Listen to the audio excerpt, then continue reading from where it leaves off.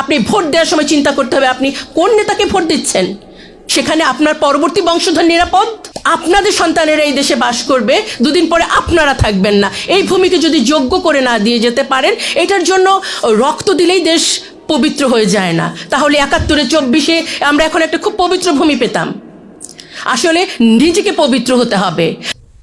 আমি কি দারিদ্র্যের দুষ্টচক্র, শুধু না, দারিদ্র্যের দুষ্টচক্র তো আমরা পড়েই আছি। ওই যে আপা কিন্তু বলেছেন বাংলাদেশ ব্যাংকের কথা।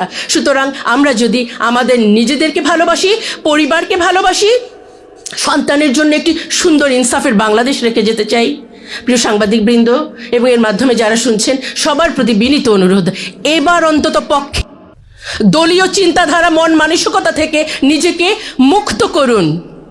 অরক্ষিত স্বাধীনতার মতো নয়, আমরা প্রকৃত স্বাধীন হতে চাই।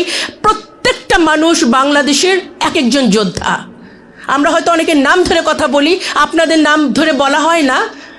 নিজেকে ভাবুন সেই একজন যোদ্ধা। ইনসাফের বাংলাদেশ গড়ার জন্য আপনার একার ভূমিকায় অনেক বিশাল হতে পারে। চলুন আমরা প্রত্যেকে একতাবদ্ধ হয়ে একটি সুষ্ঠু নির্বাচন যেন হয় এবং আমরা যেন যোগ্য নেতৃত্ব নির্বাচন করতে পারি, একতাবদ্ধ হয়ে সব